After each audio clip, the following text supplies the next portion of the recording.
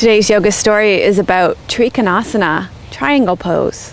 Welcome to episode 2. There's our blanket, excellent. An asymmetrical twin right now. Dropping and sinking up. Notice how so just notice. Joining us for the second episode next week. Namaste. Hello and welcome to episode 84 of Namaste Yoga. It's great to have you with us here today. We're outside again today.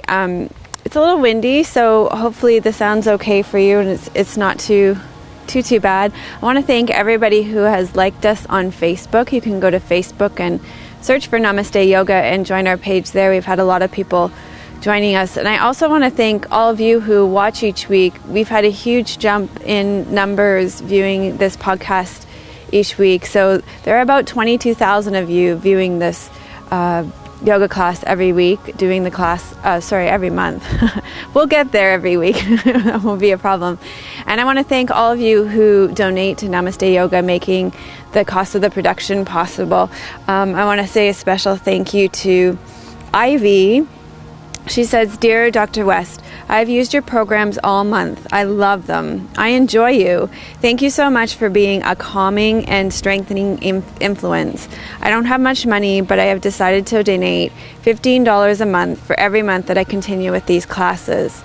Know that you are making a big difference in the quality of lives of so many of us with your work. Sincerely, Ivy." She's from Warwick, New York. So I'm just so touched by this. To me, somebody who says they have no money, who donates $15, it's a huge amount, and I totally appreciate that, and I really want you to know that. So thank you so much, and thank you to all of you who have donated to Namaste Yoga. You can go to melissawest.com. You can make donations right off the homepage there, or also off the Namaste Yoga page, the TV page there. Today's class is on Trikonasana. You're going to need some props for today's class. You're going to need a yoga strap and some yoga blocks. And I wanted you to know that I'm going to be taking the story for Trikonasana today from Alana Kaivalya's book, Myths of the Asanas. She's got a story in this book that corresponds to triangle pose. So why don't you go ahead and rest back, lie down on your back in Shavasana, and I'll just set the context for this class a little bit as you settle in. So Trikonasana translates as triangle. The important aspect of this pose is that it's three parts. And this trinity shows up in many things in our yoga practice. And that just reminded me when I said Trinity. My daughter's name is Trinity, so I promised myself I would dedicate this class on Trikonasana to my dear sweet 9-year-old daughter Trinity. So this class is dedicated to you, Trinity. Which reminds me, so this idea of trinities is obviously quite important and important to me. If we look at it in the context of Hinduism, the Trinity shows up as the trimurti of gods. So Brahma being the creator, Vishnu being the preserver, and Shiva being the destroyer. And of course that corresponds to the trimurti of goddesses as well. So Saraswati, she is the goddess of knowledge and the arts and music, so that has a lot to do with creativity. Lakshmi is the goddess of abundance, and she allows us to have preservation in our lives. And Kali is the goddess of destruction. So there is this trimurti of gods and goddesses in Hindu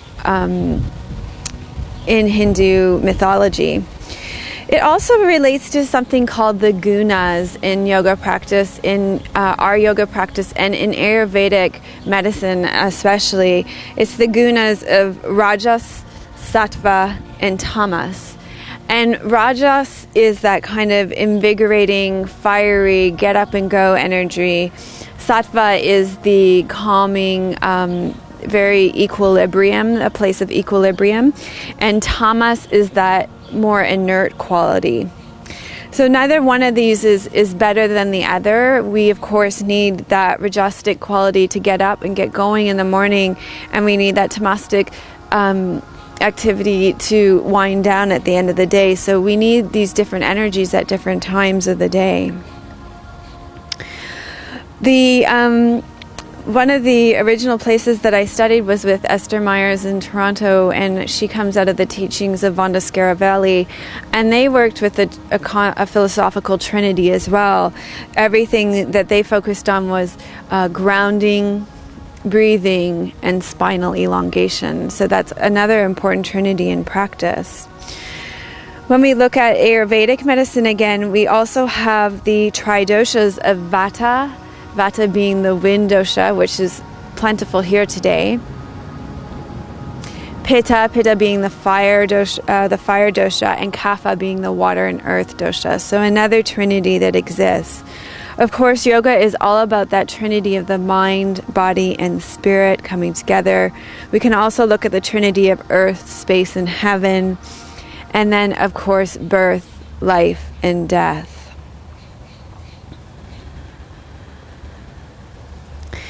So I'm going to read to you now the story that Elena Cavaglia chooses as related to the triangle pose.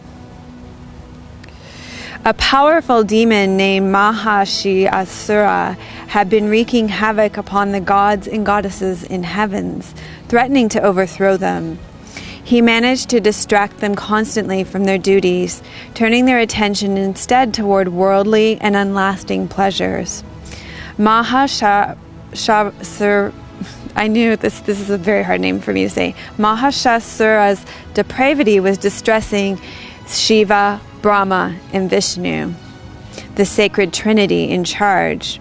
In an effort to overcome Mahishasura's debauchery, the sacred trinity brought their energy together to create a great goddess, Mahamaya, also known as Durga, just as the gunas come together to create Maya. The fierce warrior Mahamaya and her trusty lion lunged at the evil demon. The wily Mahishasura transformed into different creatures to try to defeat them. Though his shape changed, his evil intensity stayed the same, and it became a formidable fight. Mahamaya's lion swiped at Mahishasura's chest, weakening him a bit. Mahamaya drew one of her endless supplies of arrows and shot it right at Mahishasura's flaming mouth. That made him cry out and fall to the ground. She promptly stood on top of him and used her scimitar to cut off his head, ending his evil reign. Having defeated the demon, Mahamaya restored light and grace to the heavens and to those who lived there. In Sanskrit, the word Mahamaya means the great illusion. Mahamaya fights against the constantly changing illusion that keeps us believing that what we see in the world is reality, rather than seeing the truth of what lies beneath it. Our mind works like the evil demon, Mahishasura, creating many distractions that lead us away from our true nature. But Mahamaya works to keep us in touch with that true nature. So given the theme of today's class of triangle pose and the overarching theme of trinities, perhaps there's one trinity that you would like to work with in today's practice. Or perhaps there's something that you're cultivating in your life right now. So go ahead and create an intention for what you would like to create in your yoga practice today. And then you can stay lying on the ground, and you'll need your strap to begin.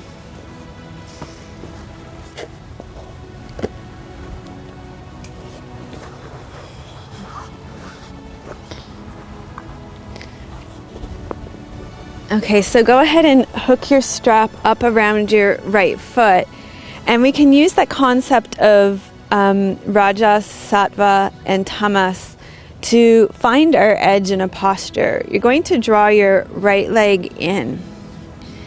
So if you were practicing this pose in a rajasic way, then you would be really fighting, and there'd be a lot of shaking going on and a lot of effort, and it would be just too much.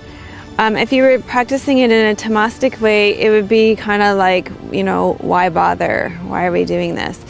So you want to find that sattvic place, that place of equanimity in the middle where you're engaged but not distracted from too much effort. So find that just right edge, and you can breathe here.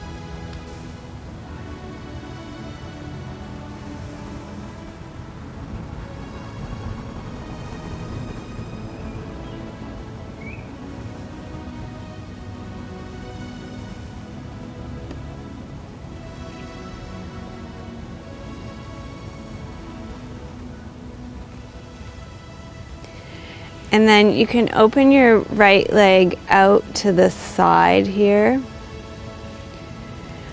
And start to become aware of here how even though we're in a reclined position, your body starts to take the shape of Trikonasana, of triangle pose here.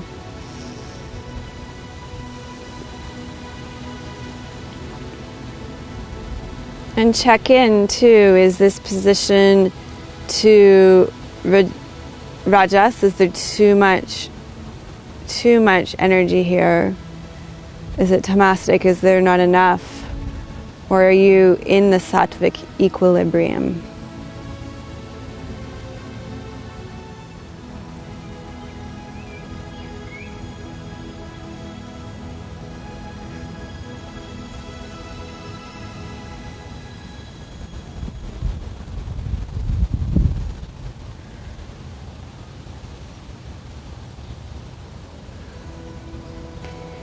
Then you can bring your legs back center, draw your leg up again, and then carefully cross your leg over the body. And notice here you don't need to go as far to find your edge. It's not a big movement. You want to keep the back of your pelvis on the ground, and there should be a sensation all the way along the outside of your right leg.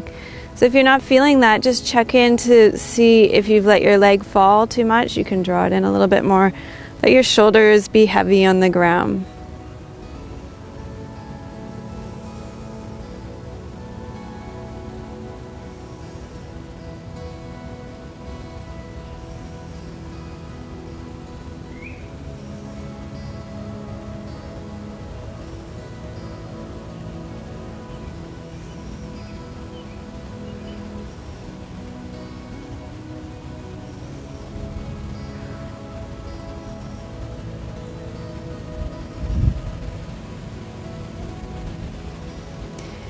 And then you can release your right leg and lower it down.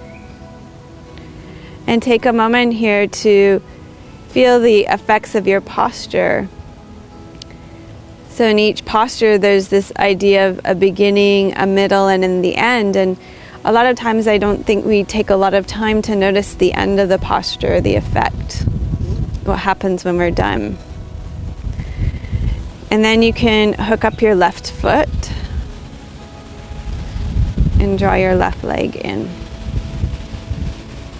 So again, finding that just right edge, noticing the shape of your legs already creating a kind of triangle angle that you can imagine here.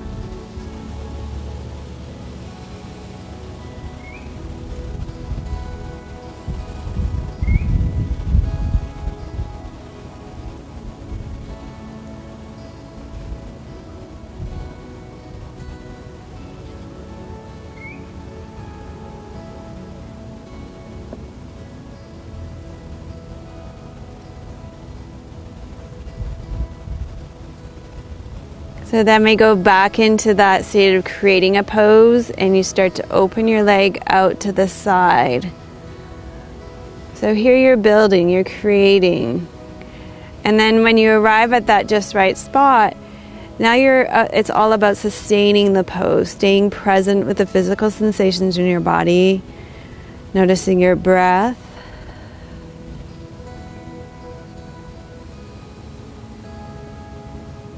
Maybe becoming aware of any emotions that this pose brings up for you. Noticing what tiny adjustments might be needed to be able to sustain the pose.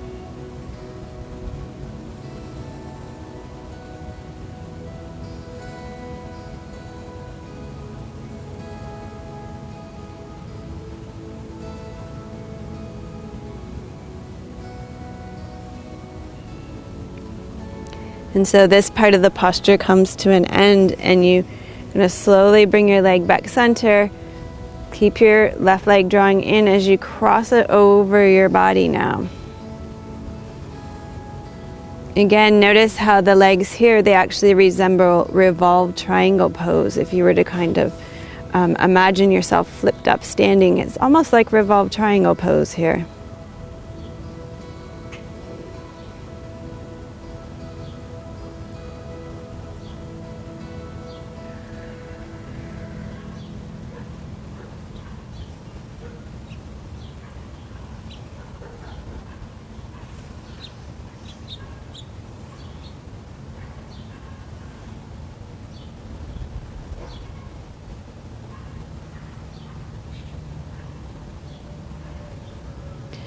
And then you can release this pose from your body, extend your left leg out, and take a moment at the end of the posture to notice the effects of the posture in your body.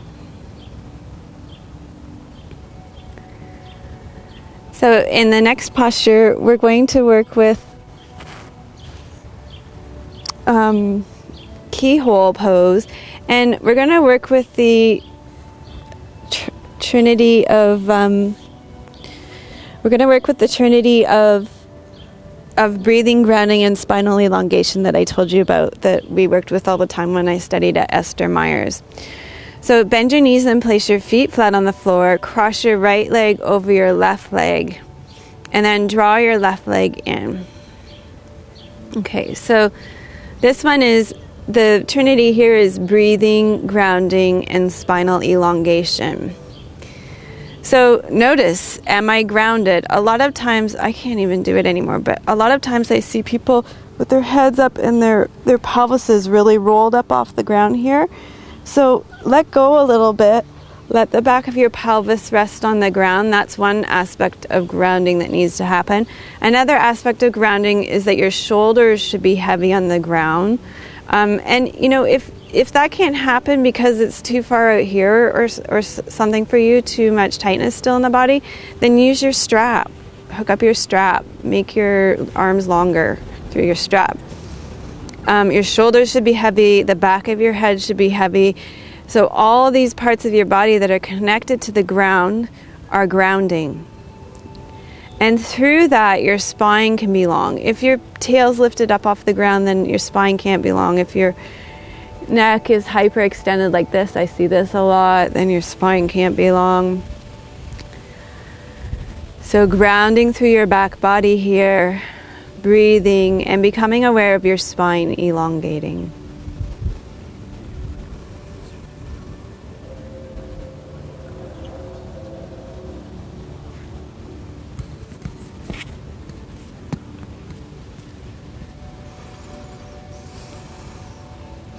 And also become aware of the triangles in your body here. So I'm just aware that there's a triangle through my right leg now. 3 angles.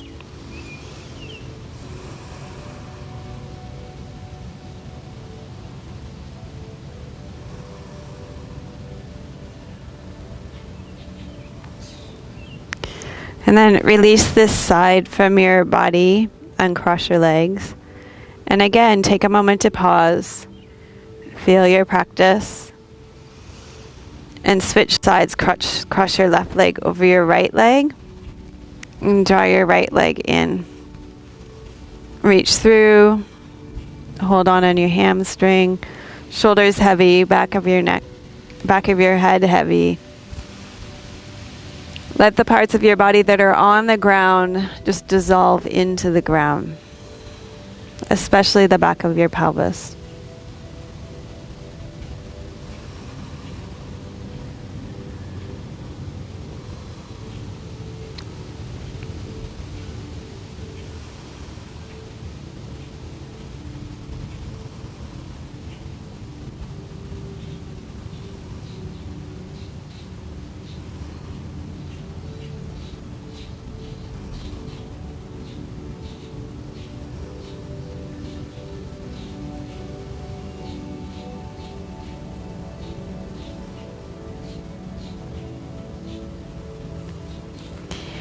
And then release this pose from your body.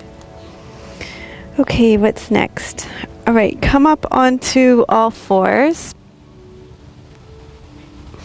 So the way I'm teaching right now, just the scheme of things, you guys are the first ones to receive the class. It used to be that I would teach it to all my classes and then you guys, and then there's been holidays and things like that, and that schedule has been a little bit changed now. So forgive me while we're on this schedule of me teaching you guys first, because you're the first ones through the class. So hopefully it's not too rusty. You're going to bring your right knee forward towards your right wrist and then cross your right heel over towards your left hip bone. And be aware of creating this pose. So creating it in a way that works for your knees. And then slowly coming forward, being very conscious of the fact that you're creating the pose. And then there'll become a point where you arrive in the place where you want to be in the pose. And the pose becomes about sustaining it.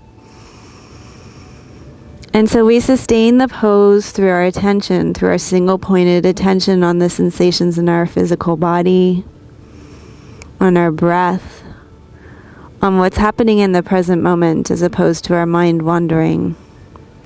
And so when our mind does wander, we simply bring it back to the breath or our physical experience or any awareness of any emotions or other sensations that are coming up through the practice of the posture.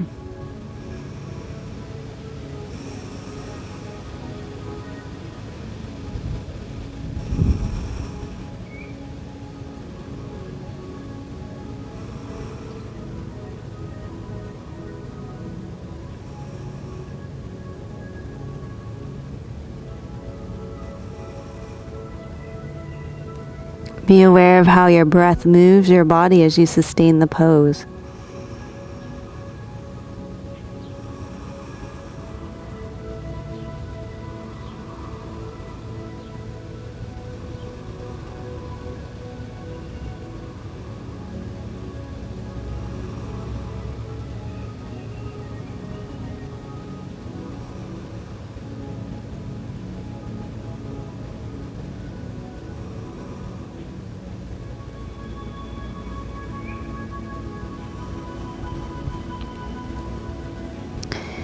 And then slowly allow yourself, you're going to start to come out of the pose and become aware this is the destructive side of the posture, the disillusion of the pose. So become aware, be aware of coming out of the pose as aware as you were coming in. So I know from my own experience that it's often more in leaving the pose rather than coming into the pose that I might injure myself, that I might hurt myself because I'm not as mindful. So allow that mindfulness to extend to the ending of your postures as well and the way you come out. So let's create the other side. You're going to slide your left knee forward to your left wrist. Bring your left heel over towards your right hip bone. Reach your right leg back and long and fold forward over your bent left leg.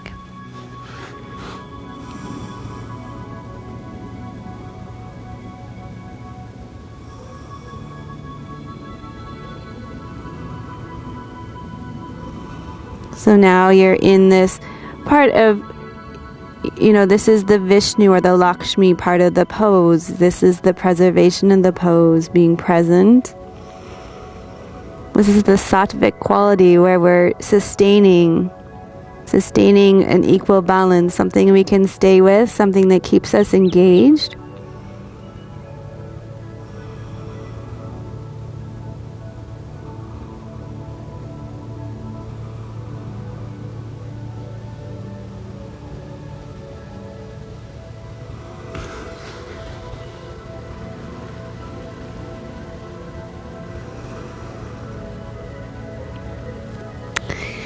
And then slowly releasing this posture from your body and becoming aware of coming out of the pose as well. All right. So I wanted to include some breath practice in today's yoga class. Breath practice can be rajasic or sattvic or tamasic. And today we're going to practice one of each so you can really get a sense of breath that is invigorating, breath that's sustaining, and breath that is calming. Okay, so the first breath practice that we'll use is a rajasic practice. It's one designed to invigorate. It's kapala bhati breath, skull shining breath. So take your hands and place them on your belly. And I just want to remind you to sit in a way that's comfortable for you too. So if sitting on a chair would be better for this, you do need to sit with your spine straight though. Or sitting on blocks or pillows too. But take care of your body, especially your knees. Okay, so place your hands on your belly. Kapalabhati breath works with a sharp exhale. Ha. So exhale with a ha. Ha. Ha. And each time you exhale with a ha, draw your navel back. Ha. Ha. Ha. Ha. And all you're going to do is close your mouth and start to do this through your nose. So it's a strong exhale through your nose. Your navel draws back to your spine. Relax your belly. And then the breath will come in softly like a vacuum. So it's like this. We'll start with the ha's. Ha. Ha. Ha. Ha. Ha. Keep going. There's a blue jay. Keep going. For this breath, if you're just a beginner, go more slowly. It's a little more easy if you go more slowly.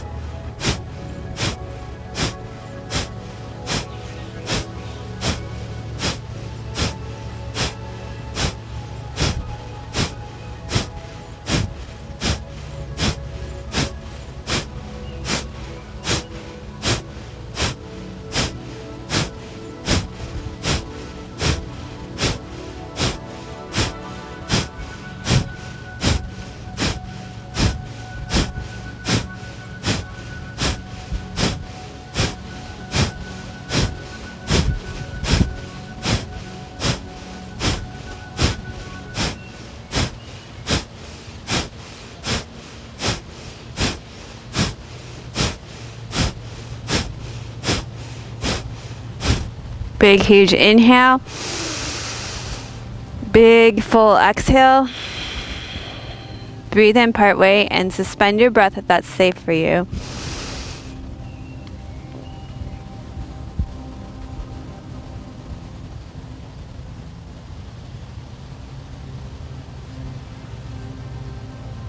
And then exhale. Okay. So just close your eyes for a moment and notice your energy level now. Notice if that breath practice stimulated your energy at all.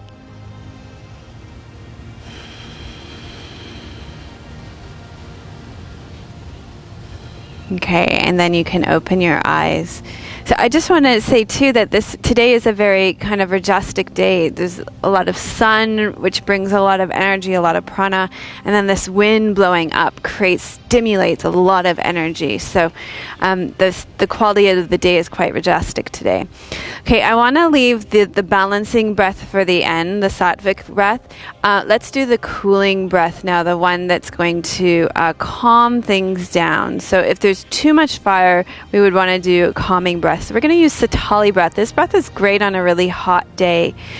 The way it works is you create a U shape with your tongue by sticking your tongue out.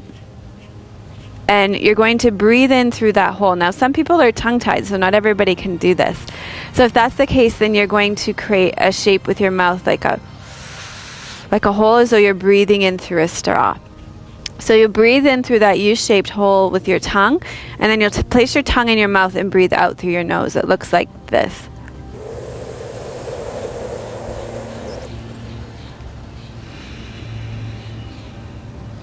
Inhale through your tongue, exhale through your mouth. Through your nose, sorry.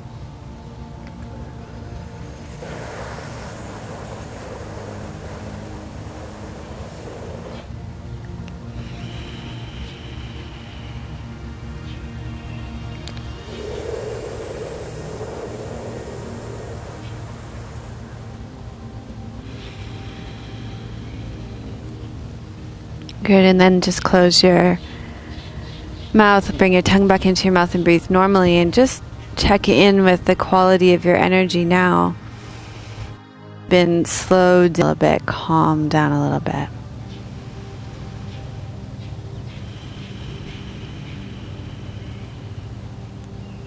Great. So something as simple as doing deep belly breathing can really calm you down. As a culture, we tend to be quite rajasic. We're just go, go, go all the time, do, drink our coffee, get kind of wired up. And so a lot of times there's very much in yoga a focus on belly breathing. And deep belly breathing does very much calm you down. But if all you do is belly breathing, you're going to kind of come to a place of inertia. So it is important to breathe up into your chest as well once you find that balance. But as a culture, I think we're very much rajasic. So it's important to calm ourselves down first. I think I'm going to do a whole DVD just on pranayama, just on breath practice. And I think it would be fascinating, looking at all the different styles of breath, where we feel it in our body, how it works, all that kind of thing. Okay, so one more breath for today. This is alternate nostril breathing, nadi shodhana. For this breath, I won't mirror you. It's too confusing for me to do that. I will just know that you're smart enough to know how your right from your left, okay? So you're going to take your left hand and use the gyan mudra, the thumb and your index finger together, and extend your other 3 fingers. And then the mudra that I was taught for this, that I really like, is your first 2 fingers extended in your right hand and your thumb. You'll rest your 2 fingers on your third eye.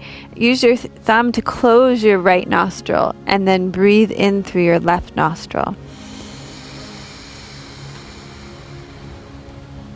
Close your left nostril with your ring finger. Breathe out through your right nostril.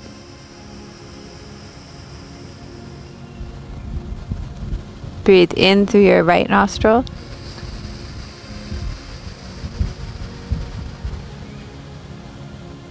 Close your right nostril. Breathe out through your left nostril.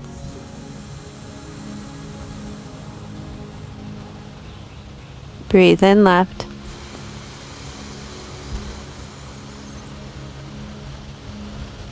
Close left. Breathe out right.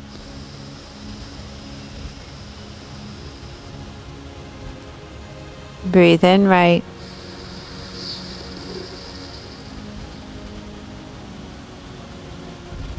Close right. Breathe out left.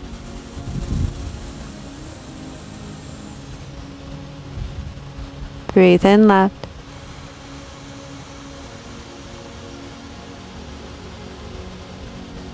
Close left. Breathe out right.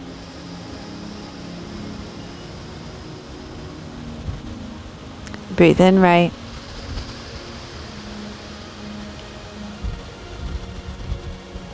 Close right. Breathe out left. Keep going with this in your own breath rhythm.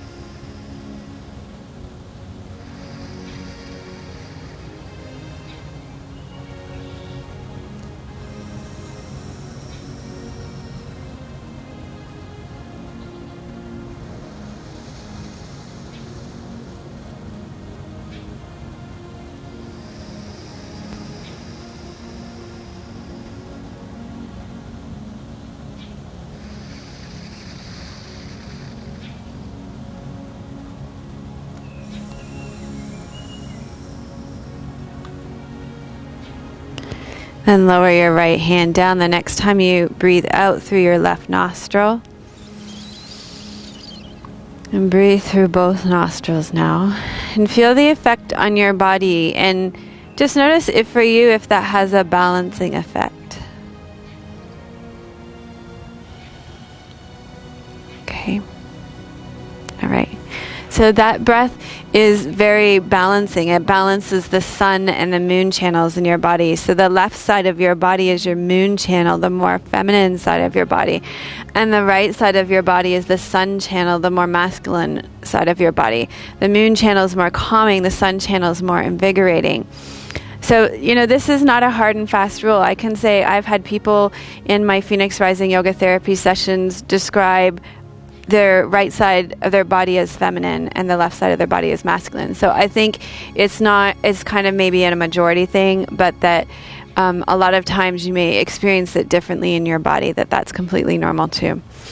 So that was our sattvic breath. Oh, I just love breath practice. I really adore it. So thank you for joining me for that.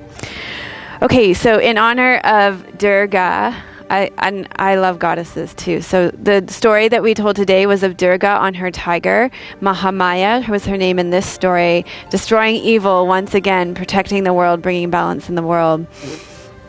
So in honor of her, we're going to do some variations on tiger pose. So come onto all fours with your hands underneath your shoulders and your knees underneath your hips. And we're going to begin with some tiger tail, which will be your right leg to begin. So when you do this can be fabulous core strengthening energy. We can draw on the strength of Durga here if you keep this leg perpendicular to the ground, okay? Once you start leaning out to the side or forward or back, your core strength gets totally turned off. So you're going to pick up your right tail. You're going to inhale, lift it up. And then exhale, round and bring it into your chest. Inhale, lift your tiger tail up like a cat. And exhale, round. And notice that tendency, I notice myself doing it too, of leaning into that left leg as a way of getting out of your core. Try and stay centered.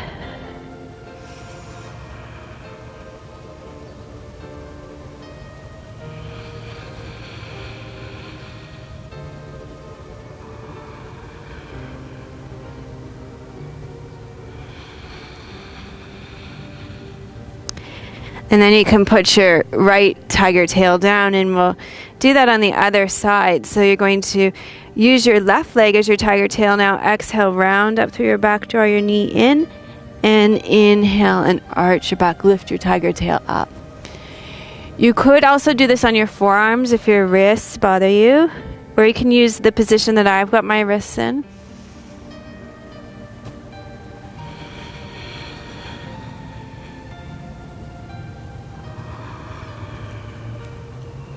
Breathe out as you round. Breathe in as you arch.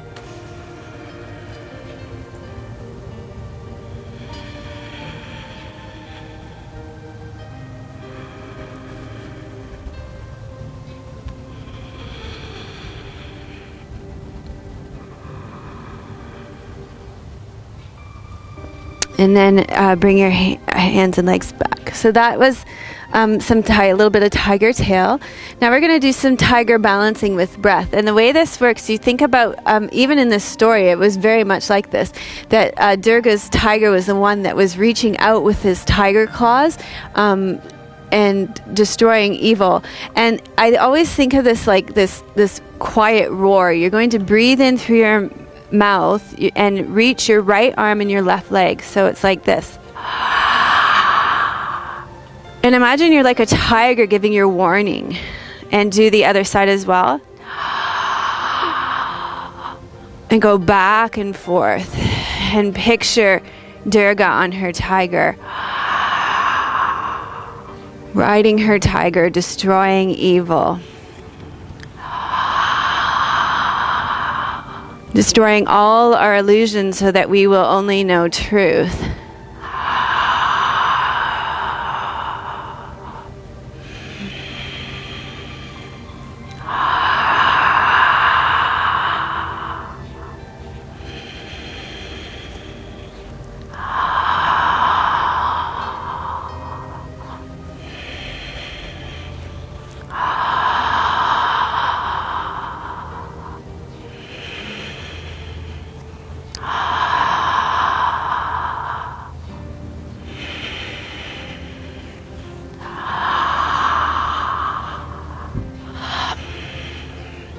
Great.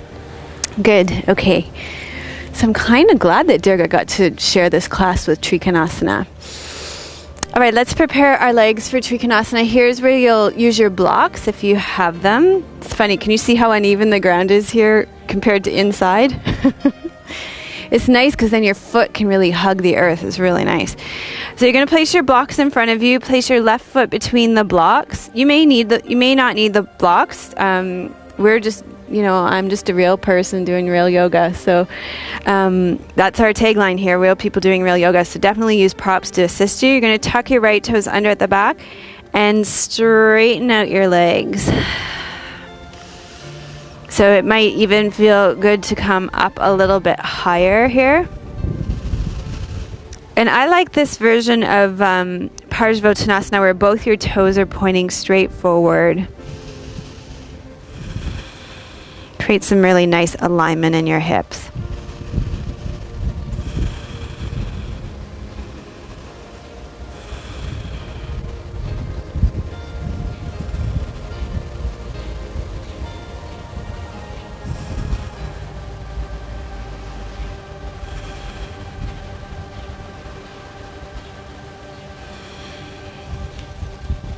Okay, and then bend your knees and switch sides. So you're going to bring your right leg forward and tuck your left toes under. Inhale here. Exhale, straighten out through both your legs.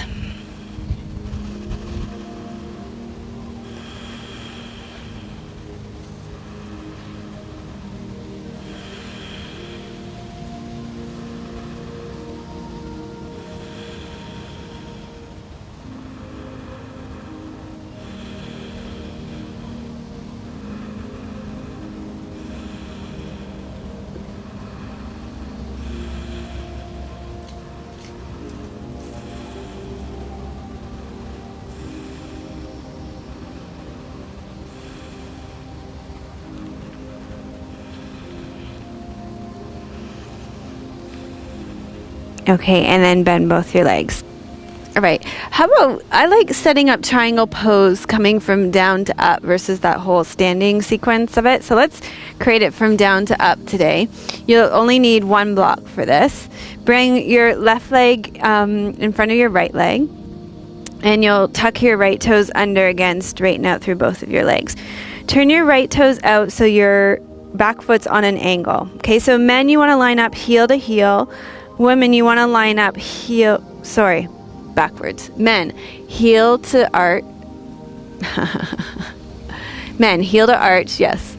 And women, heel to heel. Creates a little wider stance for our hips. Okay, now from here, drop your left sit bone and open your right hip bone. So rotate your pelvis. Now see, okay, even though this is the place where my hand is supposed to be, see how much reaching I'm doing to get there? So bring your hand back underneath your shoulder. And then you're going to lift your right arm up so that there's a straight line here. There are actually 3 triangles in this pose, or supposed to be. You might have to use your imagination for the third one on me. So the first triangle is here between your feet and the ground and your pelvis. The second triangle is between your 2 feet and your hand. And then the third triangle is supposed to be, oh, you can still see it here. That's kind of like square actually, but if your hand's over here more, there's also a triangle that exists here. Okay, so triangle pose and 3 triangles in the pose. And then bringing the philosophy into it, it's the Brahma, Vishnu, Shiva, creator, sustainer, destroyer. In the Christian faith, Father, Son, Holy Spirit. Okay, so let's come on down around and turn your toes forward and come into a wide-legged forward fold here. And then we'll just swivel our feet around. So now your right toes facing forward and your left toes are facing in. Place your block underneath your shoulder. Drop your right side of your pelvis and open your left hip bone. And lift your left arm up. Trikonasana, triangle pose. Working with trinities today.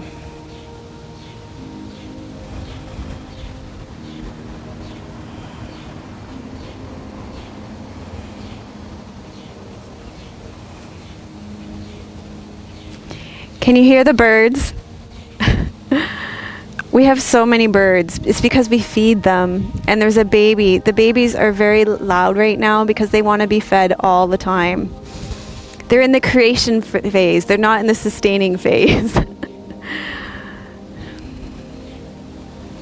Yesterday morning when we were in bed, it's about 4 in the morning, maybe even 3:30, 4:30. It was so early. And the birds were going crazy outside our window. We have a feeder outside our bedroom window. So we had managed to let the feeder become empty, and boy did those birds let us know it. They didn't stop letting us know until we went out and filled it. Good morning. Very early morning yesterday. So now we have one more thing to do before we go to bed at night. Fill the feeders. Okay, let's come on down. I'm thinking, how much time do we have left? 5 minutes. Oh, 5 minutes. We can't really talk ourselves out of revolved triangle pose, no matter how much I want to.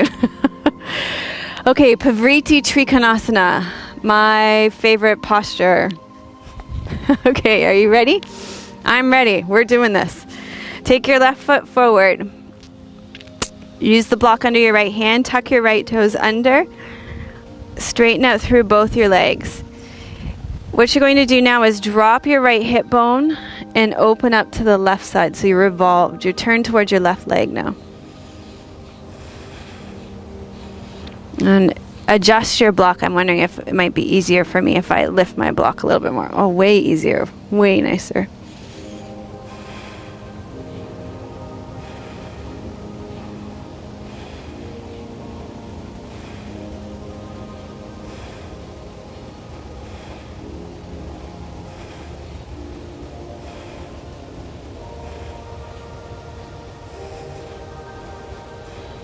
And then turn down, turn your toes front again. And then let's switch sides. So turn your right toes forward. Bring the block underneath your left shoulder. I'm going to shorten up my stance a bit there. Drop your left hip, turn towards your right leg. Lift your right arm up.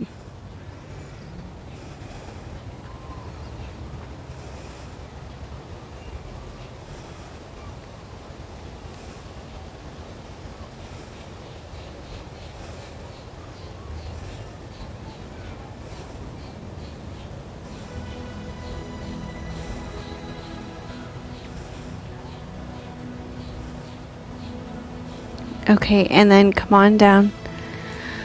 All right, let's sit. We deserve to sit after that. Okay. So we're going to finish with a balancing mudra, one that connects to each of your and creates balance for you so that we balance out that trinity that we've been working with today. So begin with your thumb and your index fingers together.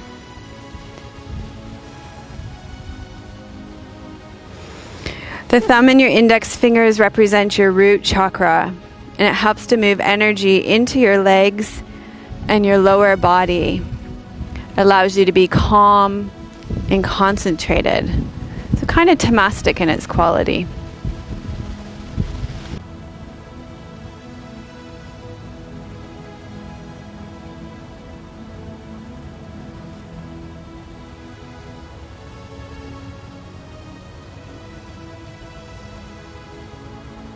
Somebody must have fed the baby birdie. Okay, let's switch your fingers, thumb and middle finger together now. And this one is supposed to be for patience. If that isn't a life lesson that all of us are working with. Even that baby bird's working with patience right now.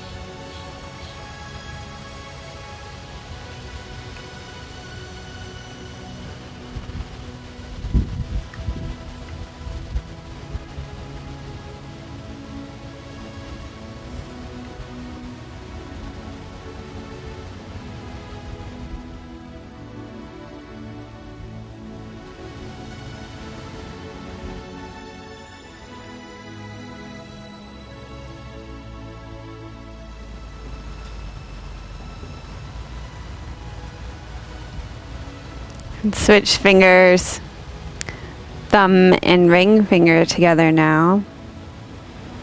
This is for energy, stability, and confidence.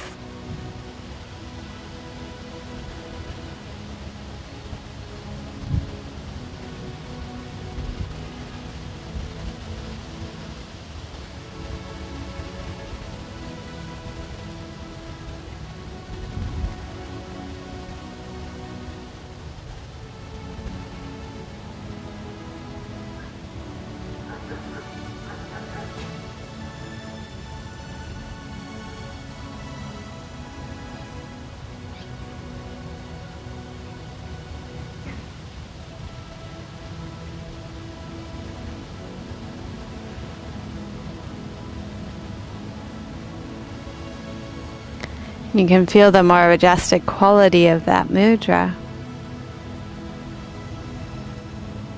Okay, and then last one, thumb and pinky together. This is for intuition and feeling.